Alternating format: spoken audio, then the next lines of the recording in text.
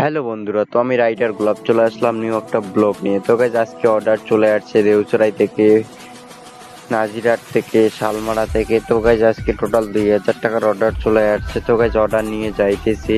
তো গাইজ এখন বাইরে এলাম, এখন বাজে 2টা। তো মাল রেডি করতে অনেক সময় লাগছিল, চাইতেছি 2টা বাজে। তো চলে আসলাম পেট্রোল পাম্পে, রাইডারকে তেল ভরতে হবে। তো গাইজ রাইডারে তেল ভরে নিলাম, তেল ভরে নিয়ে এখন চলে যাব দেউচড়াইয়া আর একটা দোকানে। তো গাইজ দেউচড়াই এই দোকানে চলে আসলাম। তো গাইজ এই দোকানে পেপসি দিতে লাগবে। তো গাইজ এই দোকানে 500 টাকার পেপসি দিতে লাগবে।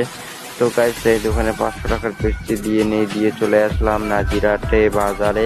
তো গাইজ নাজিরহাট বাজারে এই দোকানে 500 টাকার পেপসি দেওয়া লাগবে। তো গাইজ এই দোকানে 500 টাকার পেপসিটা দিয়ে যাইতেছি শালমারায়। তো গাইজ রাস্তায় প্রচুর বৃষ্টি চলে আসছে, তো প্রচুর ঝড় হইতেছে, প্রচুর হাওয়া হইতেছে।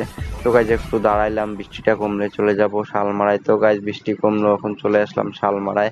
তো গাইজ এই যে শালমারায় একটা দোকান ছিল, এখানে 500 টাকার পেপসি দিয়ে যাইতেছি আর একটা দোকানে।